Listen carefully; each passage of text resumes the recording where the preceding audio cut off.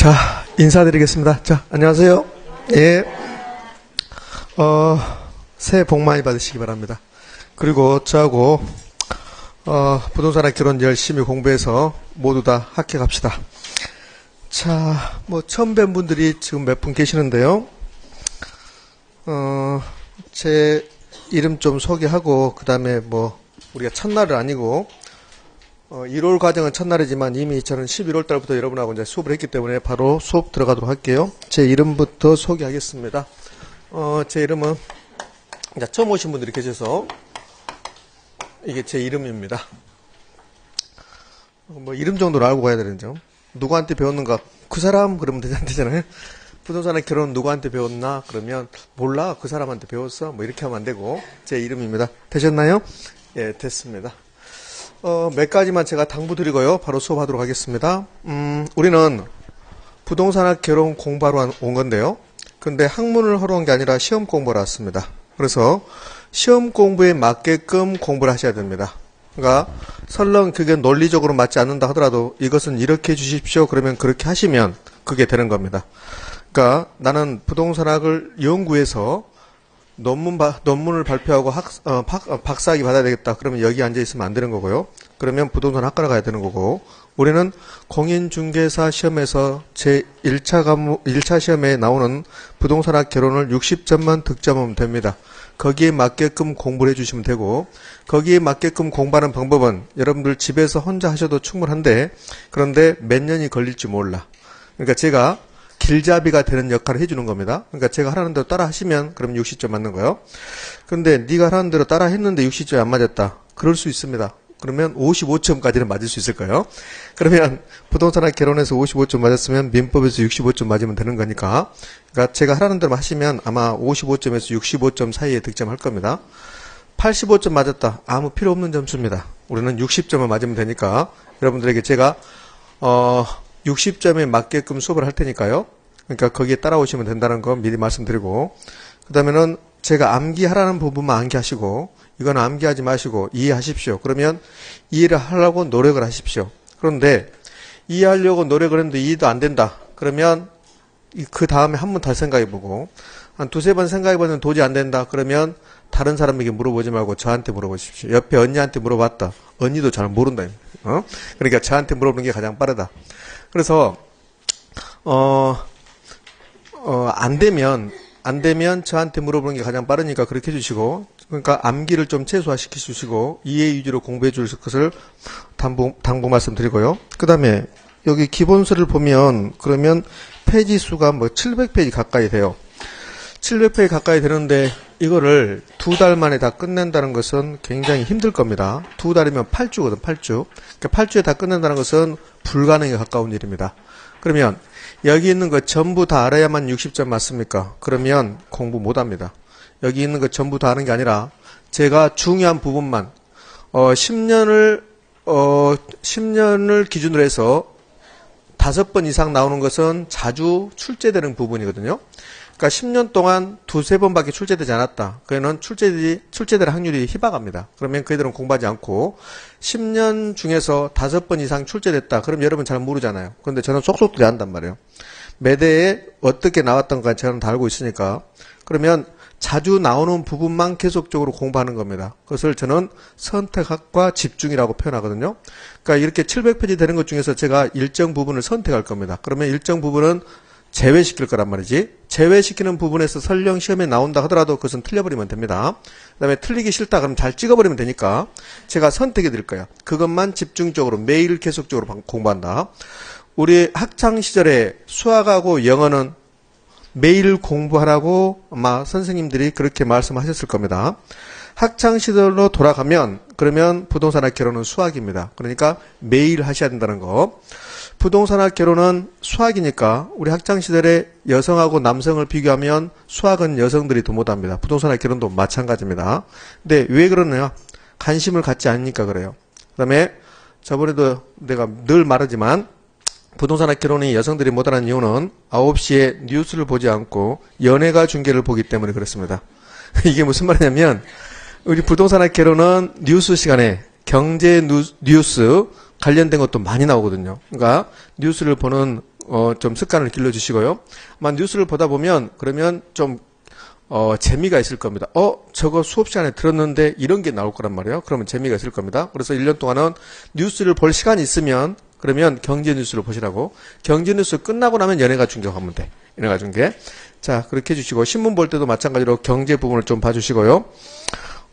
요약하면 그렇습니다. 암기를 최소화시키고 그 다음에 이해 위주로 공부해 주시고 제가 선택한 것만 계속적 매일 반복하는 거. 하루에 부동산학개론은 최소한 1시간씩은 공부해야 된다. 이렇게 해주시기 바랍니다.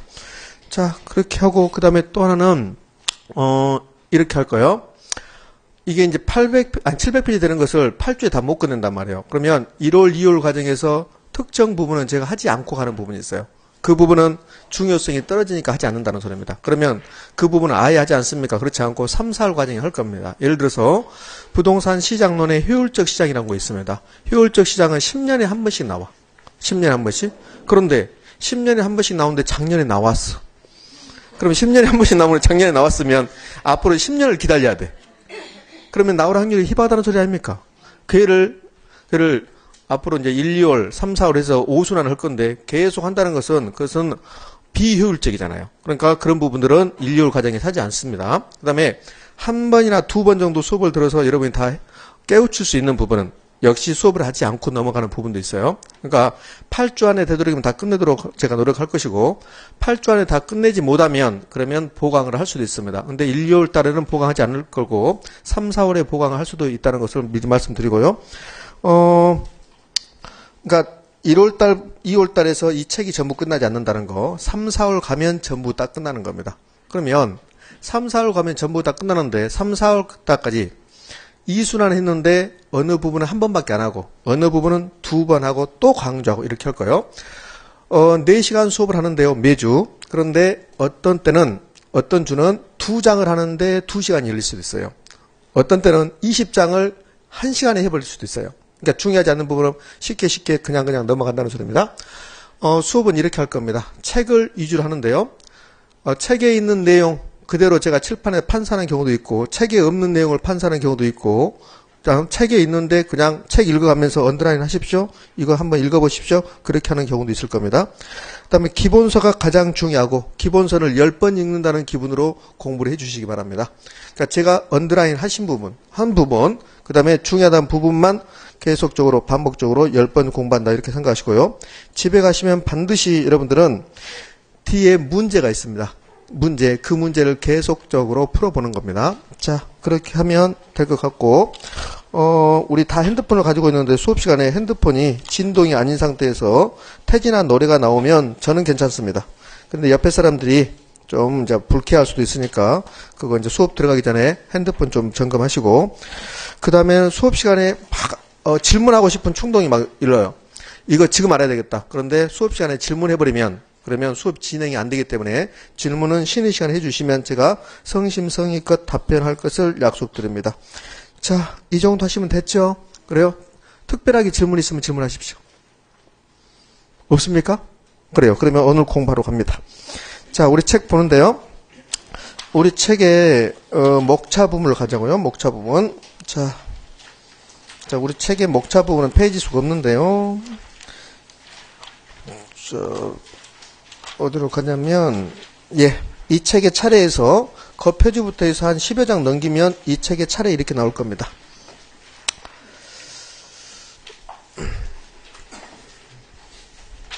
자, 이 책의 차례에서 제1편 부동산학 총론, 제2편 부동산학 강론 이렇게 나왔을 겁니다.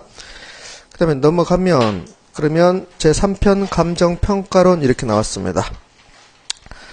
우리 책의 이 편제는 국토교통부에서 부동산학 개론은 이렇게 시험을 출제하겠습니다 하고 제시한 그 목차하고 똑같습니다. 그러면 우리는 그 목차가 뭐 순서가 중요한 게 아니라 어디에서 몇 문제 나오는 게 중요하죠. 그래서 어디에서 몇 문제 나오는가를 지금부터 제가 알려드릴게요. 제1편 부동산학 총론 나왔습니다. 제1편 부동산학 총론은 시험에 출제되지 않는다라고 했습니다. 그러니까 제1편은 크게 신경 쓰지 않아도 됩니다. 17회 때부터 국토교통부에서 부동산학 개론은 표준 목차를 제공했어요. 부동산학 개론은 여기에서만 출제하겠다. 이렇게 17회 때부터 표준 목차를 제공하고, 그럼 어디서부터 나오냐면 제1편의 제2장 부동산의 개념과 분류 나옵니까? 거기에서부터 출제된다라고 목차에 나와 있습니다. 그런데 19회하고 22회 때는 제1편 부동산학 총론 제1장 부동산학의 기본 원리 나왔습니까?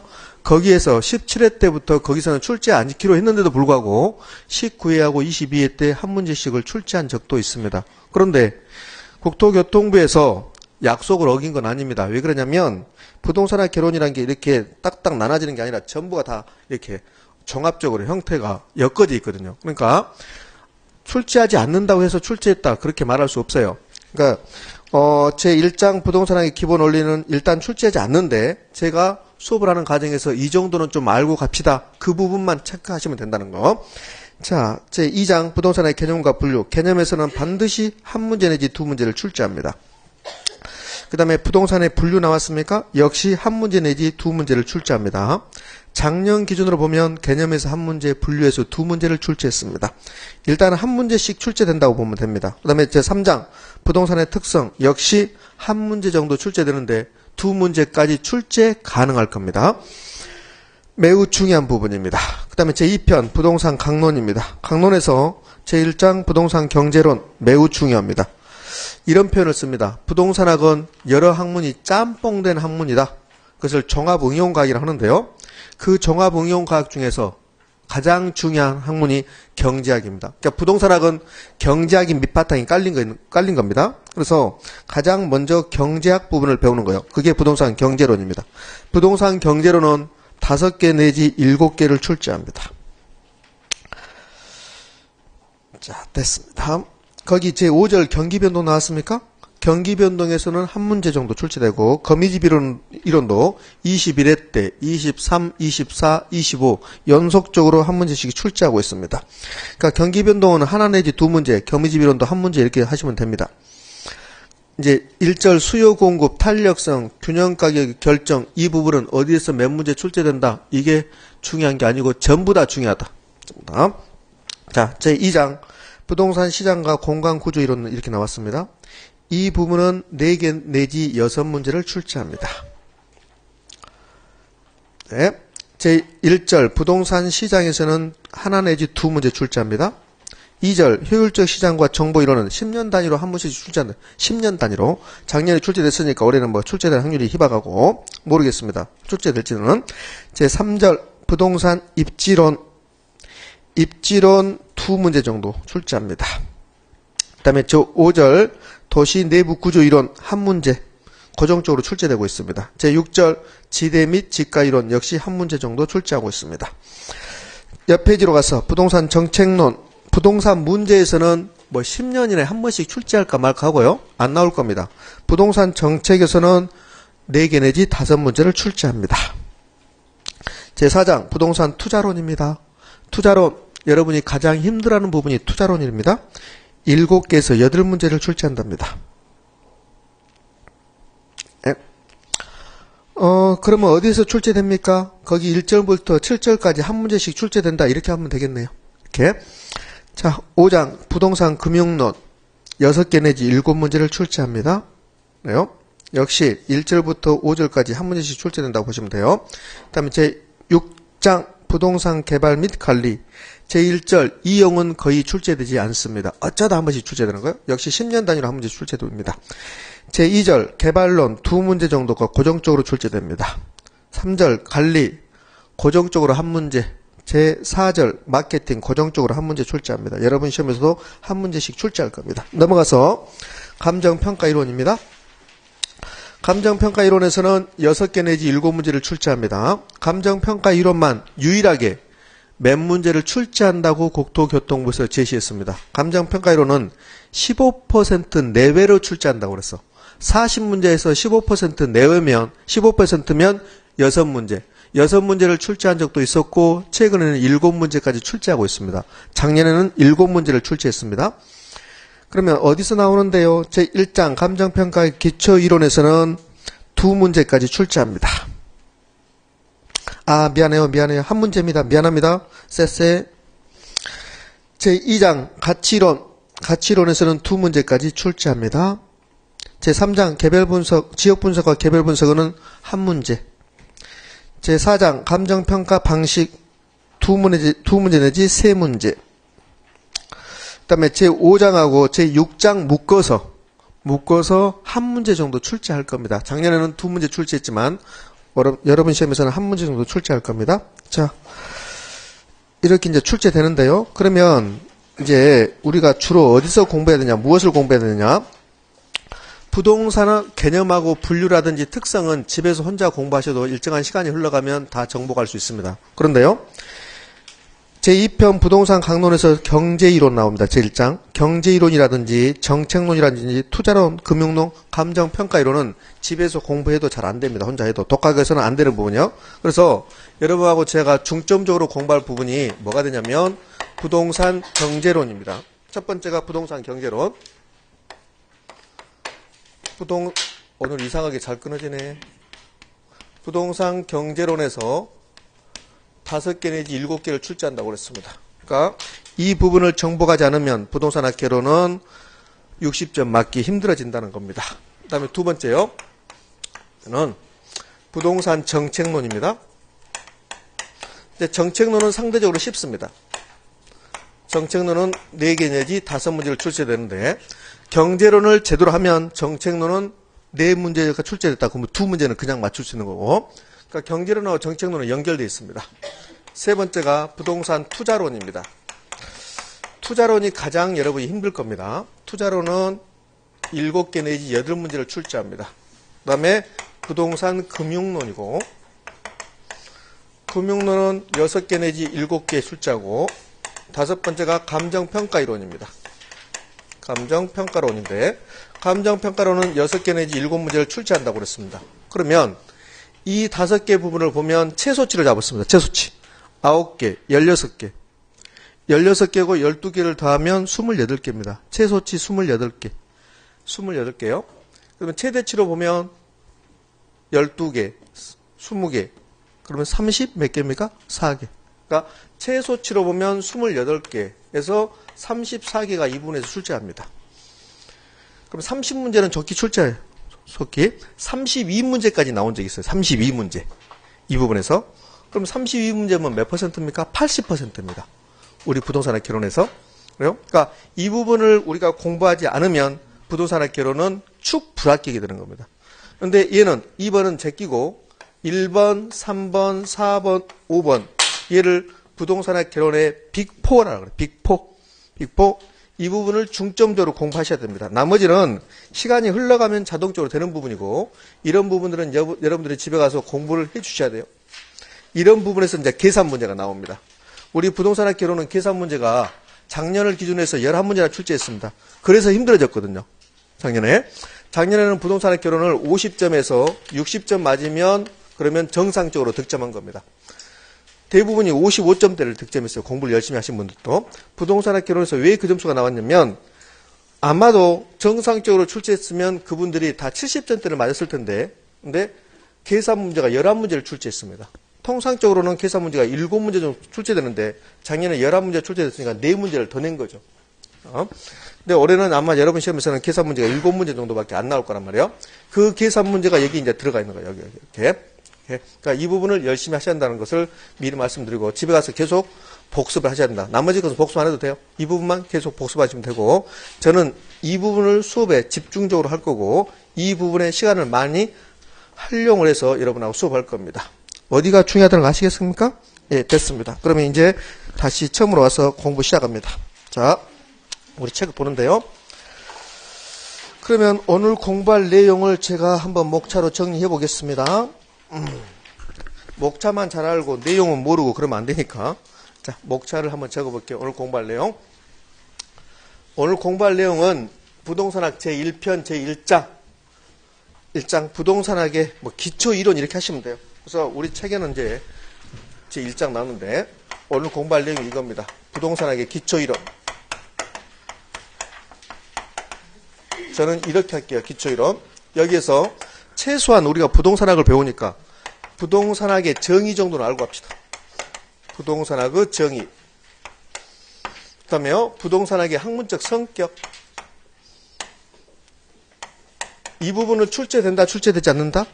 출제되지 않는다고 그랬잖아요. 그런데 19회 때하고 22회 때 출제했다고 그랬습니다. 19회 때가 이 성격을 출제했습니다. 학문적 성격을. 자, 두 번째. 부동산학을 공부하니까 뭘 공부하는가? 그걸 알아야지. 그래서 부동산학의 연구 대상을 좀 공부합니다. 부동산학. 그 연구 대상하고 연구 분야라는 게 있어요. 똑같은 말입니다. 연구 대상하고 연구 분야 이것 좀 공부하고요. 자, 그 다음에는 이제 본격적으로 시험에 나오는 거 부동산의 개념으로 갑니다. 개념 공부할 겁니다. 얘는 한 문제. 두 번째 부동산의 분류. 오늘 이렇게 공부할 겁니다. 그러면 여기에서 한 문제, 여기서 한 문제, 오늘 두 문제 공부한다고 생각하시면 돼요. 자, 우리 책을 가면요. 책에 이제 몇 페이지로 가냐면 19페이지가 가장 먼저입니까? 19페이지를 보면 부동산학의 의 나왔습니다. 자, 부동산학의 정의에서 19회 때 이렇게 나왔다고 좀 써놨습니다. 거기에 김영진 교수, 이창석 교수, 조주영 교수, 안정훈 교수, 그 다음에 미국의 링과 다소 교수 이렇게 나왔습니다. 이분들이 뭐라고 했습니다. 다 필요 없습니다. 다 필요 없고 그거 읽지 않아도 상관없습니다. 그러면 일반적으로 설명을 할 때 강사들이 김영진 교수가 말한 부동산학의 개념을 가지고 정의를 가지고 설명을 합니다. 저도 역시 김영진 교수가 말한 것 같고 여러분에게 간단하게 부동산학의 정의를 지금부터 설명할 겁니다. 자, 부동산학이 뭐냐? 부동산학은 부동산을 연구하는 학문이겠죠. 그런데요, 부동산학은 도대체 뭘 연구하냐면 부동산학은 이렇게 하는 게 부동산학이랍니다. 자, 여기에 우리 인간이 있습니다. 인간은 부동산을 떠나서 살 수가 없습니다. 부동산이 있고 인간은 부동산을 대상으로 여러 가지 행위를 합니다. 여러 가지 행위를 하면서 살아갑니다. 이 여러 가지 행위를 뭐라고 표현하냐면 부동산 활동이라고 표현합니다. 그러면 부동산 활동의 개념이 지금 나온 겁니다. 부동산 활동이라 하면 인간이 부동산을 대상으로 여러 가지 행위를 하는 것, 그것을 부동산 활동이라고 합니다. 토지가 있는데 그 토지에다가 건물 지었답니다. 그것은 건축활동이다 이렇게 표현하고, 여러분들이 공인중개사가 돼서 어떤 토지를 중개했답니다. 그러면 중개활동이라고 하고, 감정평가사가 어떤 토지의 가격을 산정했답니다. 평가활동이라고 하고, 여러분들이 여윳돈이 생겨서 아파트를 하나 구입했답니다. 투자활동이라고 그래. 그러니까 인간이 부동산을 대상으로 어떤 행위를 하든 감정평가를 했다. 인간이 부동산을 감정평가했다. 감정평가활동. 중개했다. 중개활동. 권리분석했다. 권리분석활동. 어떤 걸 하든 간에 부동산 활동이다 이렇게 표현합니다. 그런데 그 부동산 활동을 나눠보면 중개하면 중개활동, 건축하면 건축활동, 경작활동했다. 경작활동 이렇게 부르는 거예요. 그러면 인간은 부동산 활동을 하면서 살아간다는 소리예요. 그런데요, 이 부동산이 인간이 부동산 활동을 할 때 부동산 활동을 제약시켜요. 다시요. 우리 인간은 부동산을 떠나서 살 수 없는데 부동산이 인간의 부동산 활동을 제약시킨단 말이에요. 왜 제약한가를 봤더니 부동산이 일정한 특성을 가져요. 특별한 성질을 가지고 있다는 소리예요. 그러면 무슨 성질을 가지고 있냐면 첫 번째 부동성이라는 성질을 가져요. 부동성은 토지는 못 움직인다는 소리예요. 우리 해운대구에 있는 토지를 서울로 움직일 수 없어요. 옮겨갈 수 없어요. 그래요? 그러면 여러분 토지가 지금 기장군에 하나가 있어요. 기장군에가 있는데 해운대구로 옮겨서 건물을 짓고 싶어요. 그렇게 할 수 있다 없다? 없다. 그게 부동성이요. 두 번째, 토지를 제가 많이 갖고 싶고 그 다음에 주택도 많이 건설하고 건물도 많이 건설하고 도로도 많이 건설하고 싶은데 토지가 부족하 돼요. 늘. 왜 그런 거 봤더니 토지를 증가시킬 수 없대요. 그걸 부증성이라고 그래요. 토지는 이러한 여러 가지 특성을 가져요. 이러한 특성은 인간이 부동산 활동을 할 때 제약을 시켜요. 그것을 부동산 활동을 제약한다고 그래. 활동을 제약시킨다. 그러니까 인간이 마음대로 부동산 활동을 못하게끔 만든단 말이에요. 뭐가요? 부동산 자체가. 그러면 이 부증성 때문에 토지는 늘 부족해요. 그 다음에 토지를 증가시킬 수 없기 때문에 늘 부족한데 우리는 토지를 떠나서는 살 수 없어요. 그러면 이 부동산 활동을 할 때 어떻게 하는 게 효율적으로 할 것인가, 그걸 연구해야 돼요. 그런데 그걸 연구하는 학문이 경제학도 아니고 경영학도 아니랍니다. 따라서 이 부동산 활동을 효율적으로 하게끔 하는 학문을 하나 만들어야 되겠다. 그게 부동산학입니다. 그러면 이제 부동산학의 정의를 쓰면 이렇게 정의할 수 있다는 소리예요. 부동산학이란 뭐냐? 인간이 부동산 활동을 할 때 효율적으로 합시다. 그것을 능률화시키자고 해요. 능률화. 능률화의 의미, 잘 하자는 소리입니다. 잘해보자. 그러면 이 능률화 안에는 여러 가지 의미가 포함되어 있어요. 최소의 비용을 투입해서 최대의 효과를 산출하자. 이런 의미가 들어가 있어요. 그러면 능률화 하려면 그냥 해서는 안 되는 거죠. 자, 여러분 자녀에게 야, 너 공부 좀 잘해라. 이렇게 했다 갑시다. 그냥 잘하라고 하면 잘합니까? 안 되는 거죠. 그냥 너 공부 좀 잘해라 봐. 그러면 안 되는 거잖아요. 그러면 공부를 잘할 수 있는 방법을 제시해야 되잖아요. 그러면 이렇게 봅시다. 부동산 활동을 할 때 능률화 시켜야 되는데 왜? 이러한 부동산의 특성 때문에 능률화 시켜야 되는데 그냥 해서는 안 된다는 소리예요. 그러면 능률화 할 수 있는 뭔가 나와야 된다. 그래서 부동산학은 능률화 할 수 있는 원리를 만들어내요. 원리를 만들어내고 그 원리를 만들어냈으면 실제로 써봐. 자, 이런 거요. 인간이 부동산을 대상으로 해서 중개활동을 해요. 공인중개사 중개활동을 합니다. 그 중개활동은 부동산 활동이에요. 근데 그 중개활동을 능률화하기 위해서 원리를 만들었어요. 원리를. 이렇게 하면 중개활동이 능률화된다 이렇게 했어요. 그러면 원리를 만들었으면 실제로 그게 그렇게 되는가 써먹어야지. 그걸 뭐라고 하냐면 응용기술이라고 해요. 응용기술을 만들어내요. 얘를 개척하는 거래. 개척하는 학문이 그게 부동산학이야. 자, 정의하면 이렇게 되는 거예요. 부동산학은 인간이 부동산 활동을 하면서 살아가는데 그 활동을 잘하기 위해서 능률화시키기 위해서 어떤 원리와 응용기술을 개척하는 학문이다. 그런데 네, 학문은 학문인데 이 부동산학은 이 능률화를 위해서 경제학, 경영학, 법학, 회계학 여러 학문이 필요하다는 소리예요. 그래서 그 학문에서 필요한 부분만 따와서 짬뽕시켰다는 소리예요. 그래서 그를 개척하는 종합 응용과학이다 이렇게 개념 정의를 해요. 누가요? 김영진 교수가. 자, 그러면 이제 부동산학의 개념 정의가 됐는데요. 이 원리는 이론적 측면이다 그래요. 적 측면. 그러니까 이런 거죠. 능률화를 위해서 이론이 필요하다. 그게 원리라는 소리예요. 그 다음에 이 응용기술은 실무에서 써먹는 거야. 실무에서. 이론을 실무에서 써먹는 거라고. 이것을 실무적 측면이다 이렇게 표현해요. 자, 그 다음에 이론을 만들어낼 때는 가학성에 입각해서 만들어내야 돼요. 그러니까 가학성이 중요하다. 실무는 기술성, 스킬이에요. 기술입니다. 기술. 그래서 기술성이 요구된다 이런 표현을 씁니다. 우리 책에는 이런 말이 없을 건데요. 책이 없으면 써주셔야 되는데 안 쓰는 분들은 머리로 외우시기 바랍니다. 자, 됐습니다. 그러면 이게 이제 일반적으로 말하는 부동산학의 개념정인데요. 이 부동산 활동의 능률화를 뭐라고 표현하냐면 부동산학이 추구하는 목표입니다. 추구하는 목표. 그러니까 부동산학은 뭘 추구합니까? 부동산 활동의 능률화를 추구합니다. 그 다음에 여기 종합 응용과학이 부동산학의 성격입니다. 학문적 성격. 됐습니다. 부동산학의 개념 정의가 우리 시험에 나왔습니다. 김영진 교수의 견해도 나오고 안정근 교수의 견해도 나오고 이창석 교수의 견해도 나왔습니다. 그러니까 우리 책에 있는 게 우리 책 19페이지에 나오는 부동산학의 정의 김영진, 이창석, 조주영 교수, 안정근 교수 이분들의 견해가 다 시험에 출제했습니다. 그런데 여러분들은 외울 필요 전혀 없습니다. 얘도 외울 필요 없습니다. 얘도 왜 외울 필요 없냐면 시험에 또 출제된다 하더라도 절대 틀린 지문 만들지 않습니다. 그러니까 외울 필요 없고 한번 읽어보는 걸로 좋게요.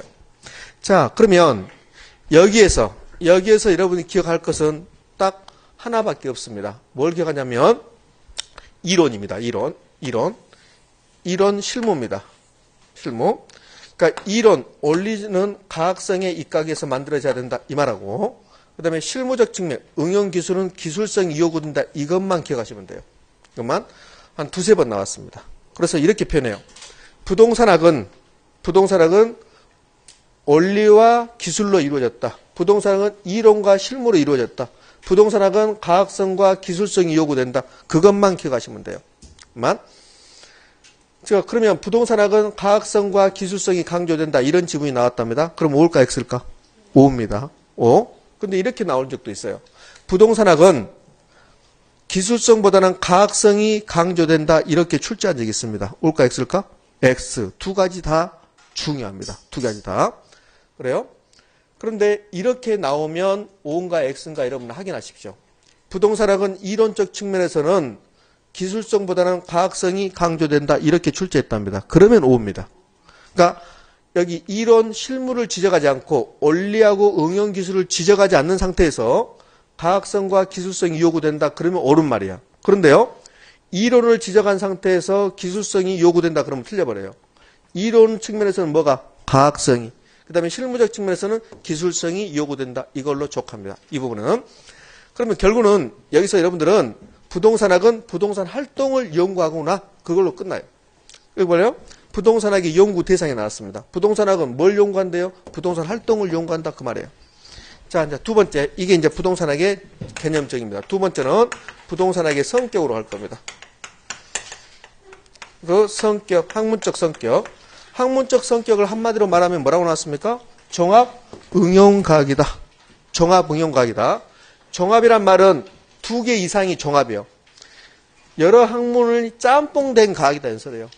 경제학, 경영학, 회계학, 법학, 뭐 건축공학 이런 것들이 짬뽕된 학문이 뭐다? 부동산학이다. 그 소리예요. 그래서 학문적 성격을 한마디로 말하면 종합응용과학이다. 그런데 여기 종합응용과학에 들어간 것들을 풀었으면 이렇게 개념 정의할 수 있어요. 자, 첫 번째가 부동산학은 경험과학이다 그래요. 경험과학이다. 자, 우리 인간은 부동산을 대상으로 여러 가지 행위를 해요. 이게 경험하는 거예요. 경험. 그 경험했던 것을 능률적으로 하기 위해서 체계화시킨 거라고. 그러니까 이미 경험했던 학문들이에요. 그러니까 경험과학이라고 그래. 그 다음에 규범과학이라고 그래. 규범과학의 의미. 규범은 지켜야 될 것들을 규범이라고 그래. 도덕, 법 이런 것들을 규범이라고 하잖아. 그러니까 규범과학의 의미. 부동산학은 부동산 활동을 할 때 꼭 지켜주면 좋겠다. 이런 성격을 갖는다는 소리예요. 규범과학이다. 그 다음에 자연 현상을 연구하는 게 아니라 사회 현상을 연구하는 사회과학입니다. 인간이 부동산을 대상으로 어떤 행위를 하는 것은 사회 현상입니다. 그래요? 그 다음에는요. 자, 응용과학이다 이런 말 써요. 여러 학문이 짬뽕됐다. 응용과학이다. 그 다음에 종합과학이다. 이런 표현을 씁니다. 여기 나온 말은 부동산학의 성격입니다. 그런데 부동산학의 성격, 이제 19회 때 출제됐던 게 이렇게 출제한 적이 있어요. 부동산학의 학문적 성격을 설명하면서 순수과학, 과학, 자연과학 이런 말 썼어요. 그게 틀린 말이거든요.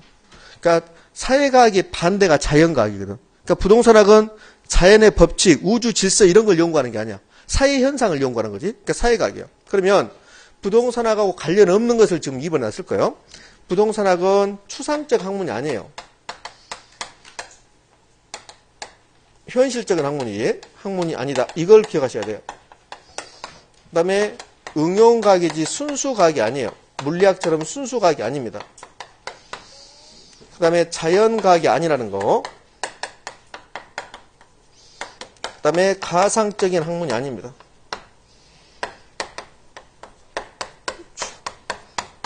노랗게 써있는 것을 기억하시기 바랍니다. 물론 위에 경험과학, 규범과학, 사회과학, 응용과학, 종합과학도 중요하지만 여기 노랗게 써있는 거 추상적 학문도 아니고 순수과학도 아니고 자연과학도 아니고 가상적 학문도 아니다. 이걸 기억하시는 겁니다. 그래서 기초 입문과정 하신 분들은 다 했는데요. 앞머리 따서 기억하자고 그랬죠. 앞머리 따서. 자, 추상적 학문의 추, 순수과학의 순, 자연과학의 자, 그 다음에 가상적 학문의 가. 이 앞머리를 따서 부동산학은 추순자가 아니다. 이걸 기억하는 겁니다. 추, 순, 자가 아니다. 반드시 기억할 거. 한 번 나오면 또 나올 확률이 높습니다. 그러니까 부동산학은 뭐가 아닙니까? 추순자가 아니다. 이걸로 땡. 자, 세 번째. 이제 우리는 부동산학의 연구 대상으로 가는데요. 우리 공부할 내용에는 연구 대상이 먼저 나왔는데 연구 분야부터 할게요. 부동산학이 연구 분야입니다. 연구 분야의 의미. 부동산학은 무엇을 공부합니까? 이 말이에요.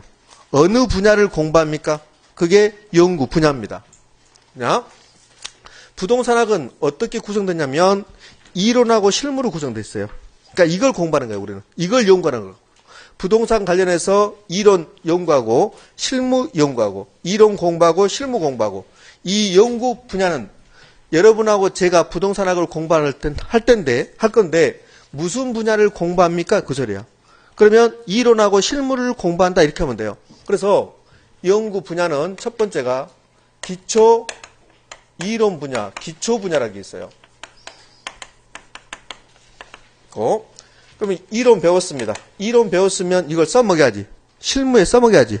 그러니까 실무 분야가 있어. 실무 분야. 이를 실무 분야라고 그래요. 이렇게 나눠져요. 그러니까 이론 배웠으면 실무에 써먹는다 소리요. 실무 분야는 다시 두 개로 나눠집니다. 하나는 뭐뭐 할까 말까 의사를 결정하는 분야가 있어요. 그를 결정 분야, 의사를 생략하고 그냥 결정 분야라 이렇게 표현해요. 자, 결정 분야는 이걸 할까 말까 하는 분야를 결정 분야라고 해요. 할까 말까 결정해야 되는 분야를 결정 분야라고 합니다. 결정 분야의 공통점은 의사 결정하는 거야. 의사 결정. 어떤 부동산을 보고 내가 저 부동산에 투자할까 말까 결정해야 돼요. 그래서 부동산 투자가 의사 결정 분야의 첫 번째로 나오는 겁니다. 투자할 때 내 돈만 가지고 투자하는 게 아니라 은행에서 돈을 빌릴 수도 있어요. 그게 금융입니다. 그러면 우리 이런 생각 많이 하잖아요. 저 부동산에 내가 투자하고 싶은데 저 부동산의 금액이 20억이라면 내 돈은 10억 있고 은행에서 10억을 융자 받아서 투자했을 때 과연 수익성이 있나 없나 이거 고민해보죠. 그게 금융이야. 그러니까 돈 빌릴까 말까 은행에서 대출 받을까 말까 고민하는 게 금융이다. 그러면 좋다. 빌리자 결정했다는 소리입니다. 그러니까 빌리지 말자 결정했다는 소리예요. 그래서 금융을 의사 결정 분야 또는 결정 분야 이렇게 불러. 그다음에는요. 개발입니다. 저 부동산 개발하면 돈이 될 것 같은데 그런데 내가 돈이 있냐 없냐 따지면서 내 돈은 얼마밖에 없으니까 은행에서 돈 빌리자. 그게 금융이야. 그럼 빌려서 개발한다면 과연 개발했을 때 타당성 있나 없냐 또 결정해야 돼. 그러니까 개발할까 말까도 결정해야 되지. 역시 개발도 의사 결정 분야입니다. 그 다음에 아까 정책이라는 게 있었어요. 정책론을 공부한다고 그랬습니다. 정책론은 국가가 어떤 일을 할까 말까 결정하는 게 정책입니다. 해운대를 토지거래 허가구역으로 묶을까 말까 해운대구의 용도 지역을 바꿀까 말까 결정해야 돼요. 그게 부동산 정책입니다. 그러니까 정책도 정부가 국가가 뭘 할까 말까 결정하는 것을 정책이라고 그래요. 정책. 그러니까 의사결정 분야가 있는데 의사결정 분야는 이 네 개를 의사결정 분야다 이렇게 표현해요. 일반적으로 투자, 금융, 개발을 의사결정 분야를 하는데 정책까지를 포함하는 견해도 있습니다. 자, 우리 책은 지금 제가 어디 하고 있냐면 우리 책 표지를 보면 그러면 22페이지입니다. 22페이지 가운데쯤에 뭐 그림이 하나 있죠? 음영 처리되는 부분. 자, 그 부분을 하고 있답니다. 그래요. 그 다음에는 실무 분야에서 의사결정 분야가 있고 또 한 분야는 투자, 금융, 개발, 정책. 이 의사결정 분야에 도움을 주는 분야가 있어. 도움을 주는 분야. 내가 투자할까 말까 고민하고 있는데 내 친구 감정평가사가 야, 그 건물 감정평가해봤더니 20억 정도 된다. 그런데 지금 시장에서 15억에 팔린다면 빨리 사라. 빨리 투자해라. 이렇게 할 수 있다는 소리예요. 그러니까 여기 의사결정에 도움을 주는 분야가 있는데 그것을 결정지원 분야다 이렇게 표현해요. 결정지원 분야다. 결정지원 분야는 대부분이 전문가들의 분야입니다. 전문가들. 감정평가는 전문가들이잖아요. 내가 어떤 부분에 투자할까 말까 고민하고 있는데 권리분석사가 권리분석을 해줬습니다. 야, 그거 법적으로 아무 하자가 없다. 이렇게 권리분석을 해줬습니다. 그럼 권리분석은 전문가들이죠. 그래요? 그 다음에 중개사가 중개해줬습니다. 상담해줬습니다. 컨설팅 해줬습니다. 이런 것들이 다 투자, 금융, 개발, 정책에 일정한 도움을 주는 역할을 하는 거예요. 그걸 결정 지원 분야라고 해요. 여기에 평가가 있습니다. 그다음에 중개도 있을 겁니다. 권리 분석도 있을 겁니다. 그다음에 상담도 있을 것이고 나중에 제가 투자했더니 관리도 해줄 겁니다. 등등등입니다. 외우는 게 아니라 이것만 기억하시면 돼요. 실무 분야에 의사결정 분야가 있는데 투자금융개발정책 역시 앞머리 따면 투금계정 그래요. 투금계정. 여러분들은 오늘 추순자가 아니다 하고 투금계정을 기억하시는 겁니다. 추순자가 아니다는 뭐예요? 부동산의 학문적 성격은 추순자가 아니다. 그 다음에 의사결정 분야는 뭐다? 투금계정. 그것만 여러분 지금 기억하시는 겁니다. 투금계정 됐습니다. 만약에 이 부분에서 시험에 나오면 이렇게 나올 확률이 매우 높죠. 다음 중 의사결정 분야에 속하지 않는 것은 그러면 1번, 2번, 3번, 4번, 5번 이렇게 주는 거예요. 답은 몇 번이에요? 5번 이렇게 할 거란 말이에요. 또 이렇게 낼 수도 있어요. 부동산학의 연구 분야를 기초이론 분야와 실무 분야로 나누는데 다음 중 성격이 다른 하나는 이렇게 할 수 있어요. 다음 중 성격이 다른 하나는 그러면서 투자금융개발 정책을 하고 하나는 중개를 넣어놨어요. 그러면 투자금융개발 정책은 의사결정 분야고 중개는 의사결정 지원 분야죠. 그럼 성격이 다른 하나는 뭐가요? 중개. 그게 답이 될 거란 말이에요. 그렇게 출제할 수도 있을 겁니다. 그렇지 않으면 이렇게 박스를 주고 의사결정 분야는 몇 개입니까? 이렇게 할 수도 있겠죠. 그러면 4개다 이렇게 찾아내시면 돼요. 그래서 이게 가장 중요하다는 거. 자, 이번에는 기초 분야입니다. 기초 이론 분야라고 그러는데 이런 것들이 지금 무슨 분야예요? 실무 분야죠. 이 실무 분야 있고 실무 분야에 도움을 주는 것들이 이론 분야거든. 이론, 원리, 그 다음에 실무거든. 그래서 이론 분야는 우리가 투자를 잘하고 금융, 개발, 정책 이런 것을 잘하기 위해서는 부동산에게 이론적인 것을 알아야 되거든요. 그러니까 부동산 특성을 알아야 돼. 부동산의 특성을 알면 그러면 투자활동, 개발활동, 금융, 정책 이런 것을 잘할 수 있잖아요. 그러니까 부동산 특성 이런 것 잘하기 위해서는 기초적인 수학을 알아야 돼요. 그래서 금융수학 그 다음에 수요 공급 논리 수요 공급 이론, 경제 이론이라는 소리입니다. 수요 공급 이론을 모르면서 투자, 금융 이런 거 잘할 수가 없잖아요. 평가도 잘할 수 없잖아요. 그다음에요.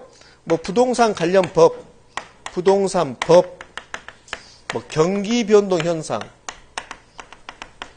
등등등 이런 것들이 기초 이론 분야라고 표현합니다.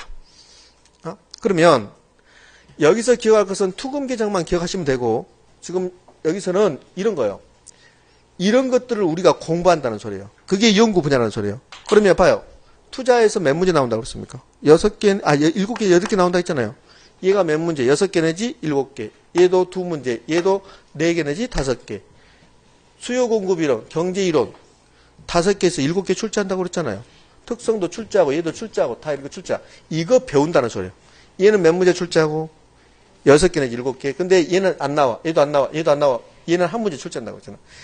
15회 이전 시험은 중개수도 한 문제, 권리분석도 한 문제, 상담수도 한 문제 나왔어. 우리 부동산에 개론해서. 근데 다 뺐어요. 다 뺐습니다. 다 빼고 여기서 한 문제 한 문제씩을 이제 투자 이론에다 갖다 붙여버린 거예요. 예전에는 투자 이론도 그렇게 많이 나오지 않았어요. 근데 이거 빼버리고 갖다 붙인 거예요. 자, 이거 공부하겠다는 소리입니다. 그게 연구 분야라고 그래. 자, 그 다음에 이제 우리는 연구 대상으로 할 건데, 시간 관계상 연구 대상은 10분 쉬었다 해야 될 것 같습니다. 10분 쉬었다 이어서 합니다.